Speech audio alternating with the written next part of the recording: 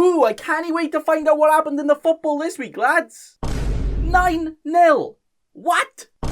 Lingard brace. Are you mad?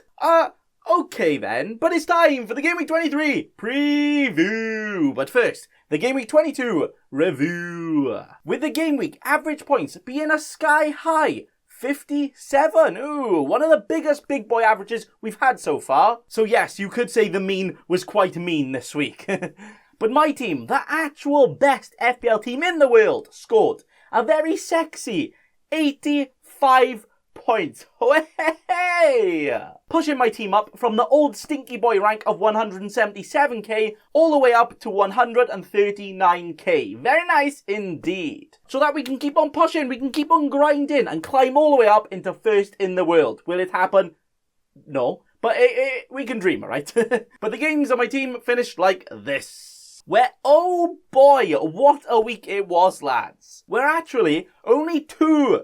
That's 4. We're only 2 of my outfield players didn't return this week. And one of them was my bloody captain. I like it. Like, imagine saying your goalkeeper conceded and he still would have got more points than Salah against Brighton. Okay then. And also, if I decided to captain Bruno over Salah, who was my vice-captain, I would have actually scored exactly 100 points. Oh. But also, if I had wheels, I would be a bike, so there's no point saying that, isn't it? But with the big boy scores all around the team, I really can't complain, can I? And with the absolute performances my lads will put in this week, it makes me a very happy chappy, and I'm ready to keep on going. Well done, lads. Gold star for you all. But now let's give a bit of a quick review of the games and these fine gentlemen here, and then on to the Gameweek 23 preview. Where the first game this week saw the absolute snooze fest of Sheffield United West Brom, like a proper championship quality match there, wasn't it? Where it's just a no thank you from me, so let's move quickly on, yeah? To Wolves Arsenal. And oh dear, the first game of the red card collection, where you swear teams this week thought red cards were Pokemon cards as they were trying to collect them all.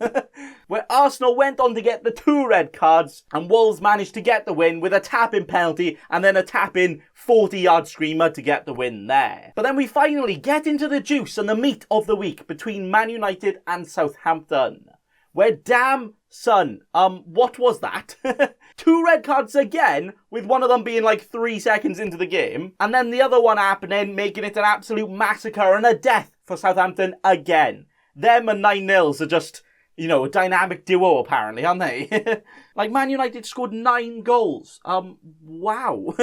But the one and only Bruno actually got all of the points again, yes lad, but even though I own him, I actually went down a lot in rank because I didn't captain him and a lot of people did captain him. So that is quite unlucky. But I actually don't mind myself. I don't mind. I'm not worrying. I'm not panicking.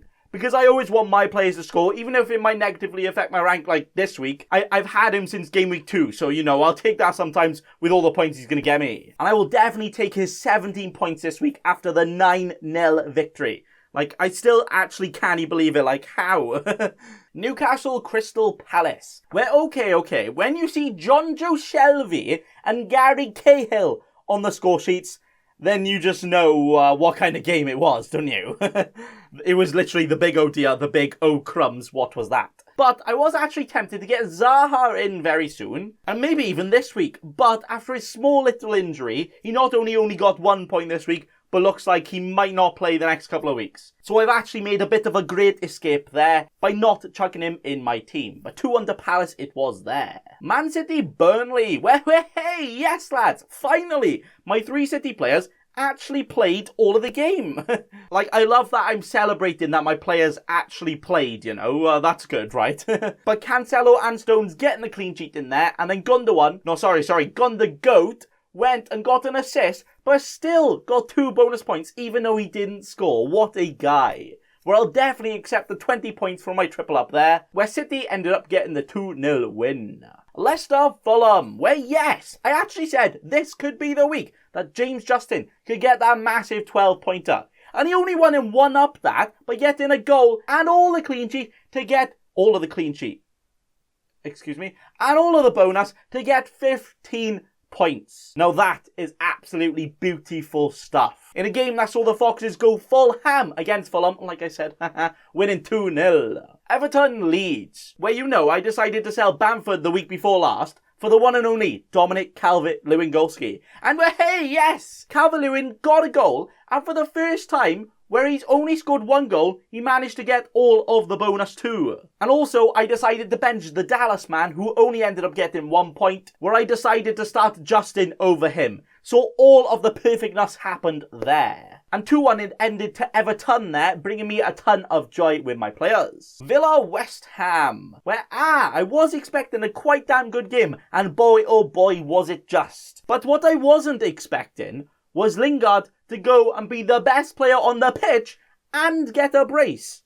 What? Lingardinho is back, lads. Hey. But I decided to start Martinez, where even though he conceded, did quite a bit better than conceding 9 like McCarthy did, right? So a great success. And also I decided to play Antonio and Watkins with both of them returning. Great success! Until you realise I benched Southcheck again and he scored again. And why is he so good as a DM or centre mid at least?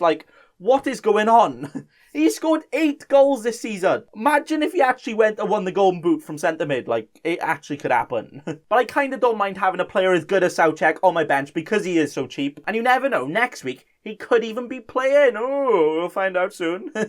But 3-1, it finished to the bubble blowers there, with all of my players getting all of the points. Unlike the next game, which saw Liverpool lose to Brighton.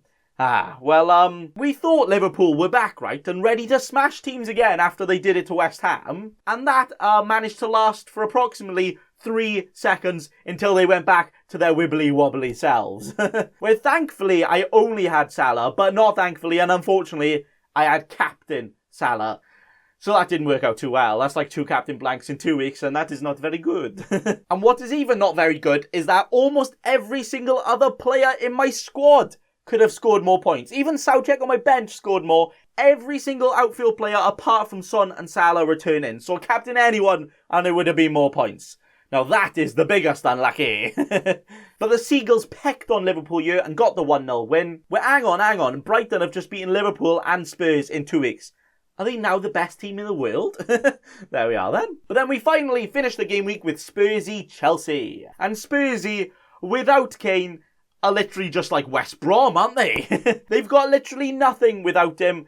How are they this bad? I swear they weren't this bad when they haven't had him before, right? But Chelsea, pretty damn impressive. 3 clean sheets in 3 in a row now for Tuchel. So a pretty decent start for him as they got another win here, 1-0. And also Eric is actually dire, isn't he?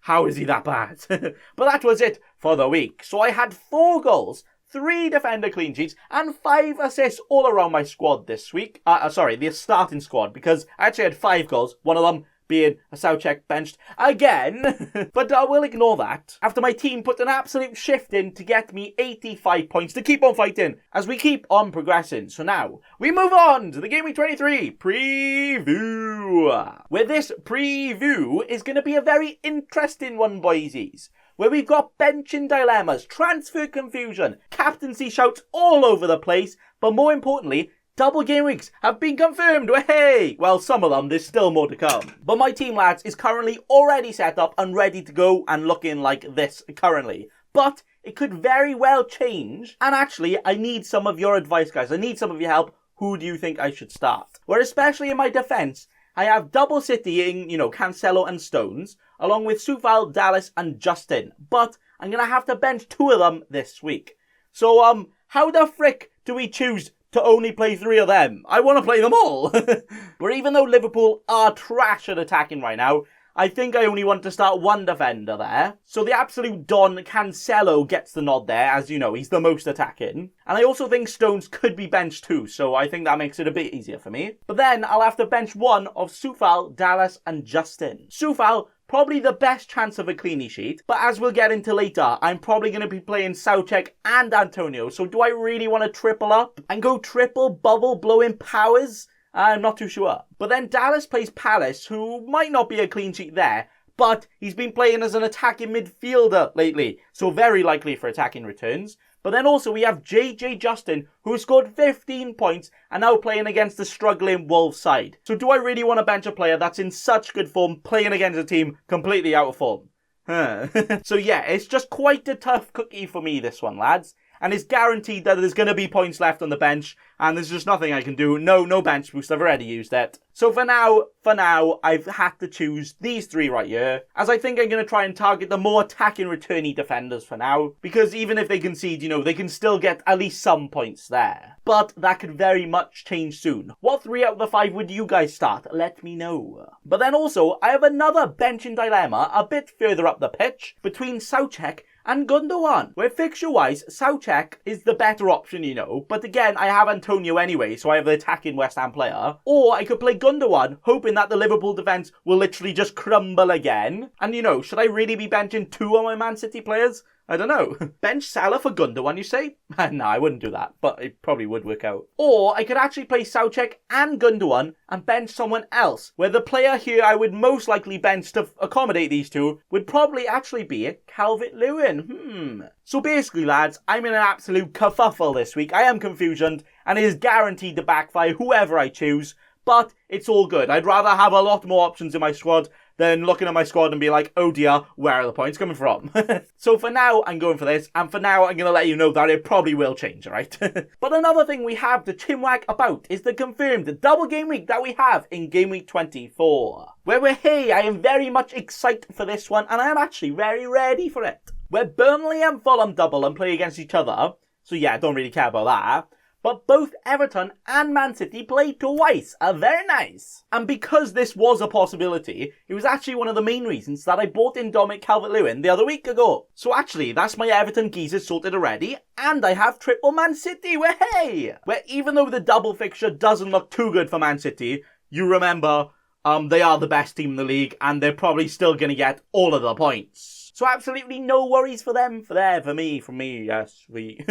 But there are also other double fixtures confirmed, one in Gameweek 25 between Leeds and Southampton, which have actually ruined my transfer plans, but for the good, because I was about to transfer them players out. Where I have McCarthy on my bench, which I was just about to downgrade, but if they have a double, and if he actually starts starting, I mean, after conceding 9 goals, they might want to swap keeper, But at least I have one Southampton player there. And I also have Dallas in my squad to cover the Leeds double as well. But there will also be another big boy double in Game Week 26. Not quite as big as the big double, big few weeks ago. But none of those fixtures are quite confirmed, so we don't know right now. I think one more week we'll find out after the FA Cup games. So right now, there's actually no one I actually want to get out or get in ready for the upcoming doubles, as I've accidentally got my team fully prepared for this double and potentially for the rest of the doubles for the rest of the season.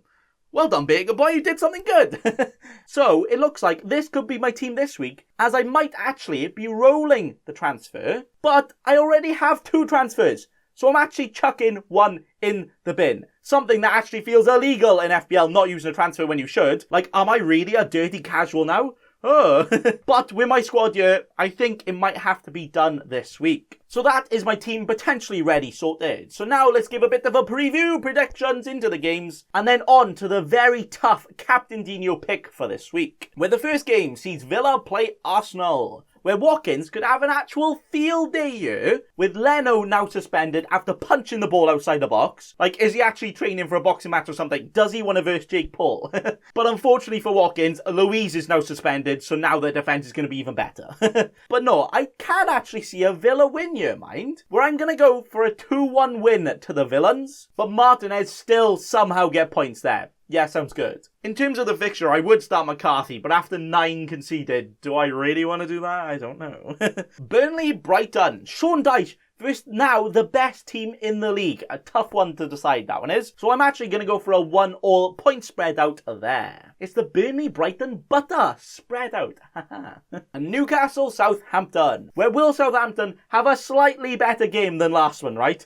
Well, I bloody well hope so for their own sake. But I still don't want to start McCarthy because I actually think they might give Forster a game now. But I do still expect them to bounce back and put a little bit more of a fight into this game. And potentially get the win as well. So I'm going to go for a 2-1 win to the Southampton. And that is what I'm saying. What are you saying, bruv? Fulham, West Ham. where I may actually be going full bubble blowing mode here and start triple West Ham. I never thought I'd say that this season, but apparently I am. You know what? I'm actually gutted that I got triple West Ham, because now I can't get in Lingard straight away. Like, oh.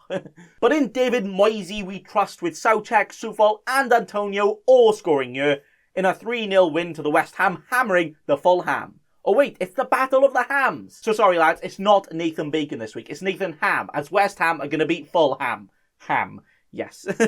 Man United, Everton. I'm expecting quite a tight one, you know. And I'm not too sure I think that Calvert-Lewin can get anything here. So, should I actually go along with benching him for Gundogan and Soucek to both play? Maybe that might happen, but for now it's not. But maybe what also might happen is that Bruno gets all of the points again, in what I reckon will be a 1-0, 2-0 win to the United. Spursy, West Brom. Now, Spurs played like West Brom in the last 2 games without Kane, but there's also a slight chance that Kane could be back for you, but I also don't think he will. So I was very much convinced I was going to captain Son, but with how they performed without Kane, and how Son's performed as well, he just didn't look that good. It wouldn't actually be a sin for me right now to actually bench Son. He was that bad. But no, I am going to play him, but I'm definitely not going to captain him. But I do still think Spurs they should at least get the win, right? What I'd say is like a 1-0, 2-1, 3-2...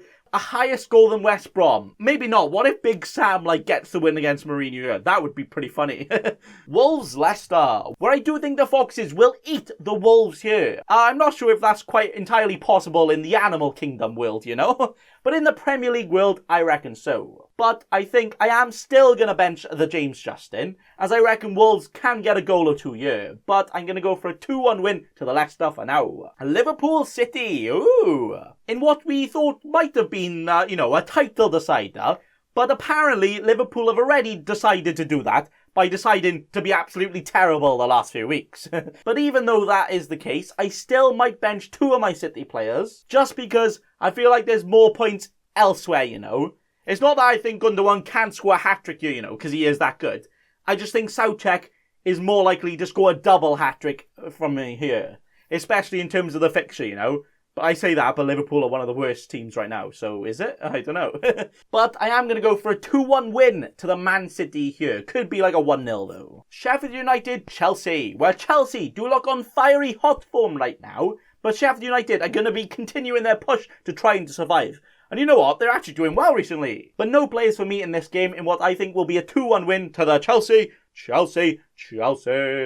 And finally, Leeds Palace, where in their last game, Palace absolutely schooled the Leeds, but could this time be a bit different? Where all I see in this game is goals, goals, and some more goals. So I'm going to go for a 3-2-1 win to the Palace, but I still want to start Dallas anyway, just for that attacking threat, as he's probably going to be playing as an attacking mid again. And you know, it's actually a possibility that he could go and get himself a brace. And that is it for the games. But now, the final big boy captain decision. And that one is actually very tough now that Spurs look very bad. Where I was planning on going Son against the West Bromwich, because, you know, West Brom. But now, without Kane, Spurs are potentially even worse than West Brom. So I don't want to be doing that. But then next on my list was probably going to be Bruno against Everton. Who Everton, you know, are still wibbly-wobbly at the back every now and again. And Bruno also scored 17 points against them earlier in the season. And he just scored 17 points. So in terms of form, he's probably the best shout to go for right now. Or maybe another in-form great shout could be Antonio against Fulham.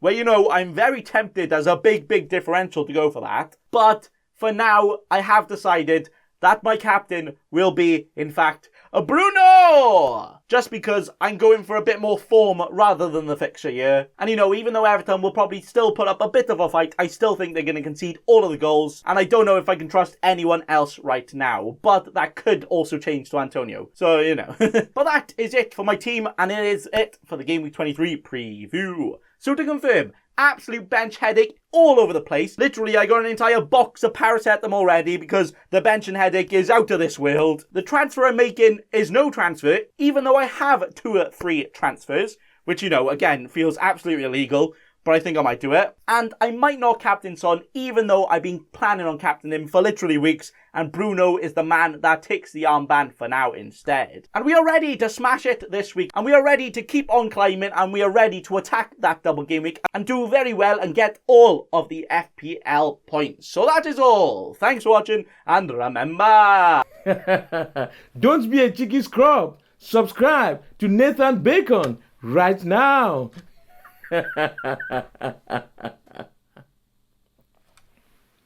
Don't let your memes be dreams.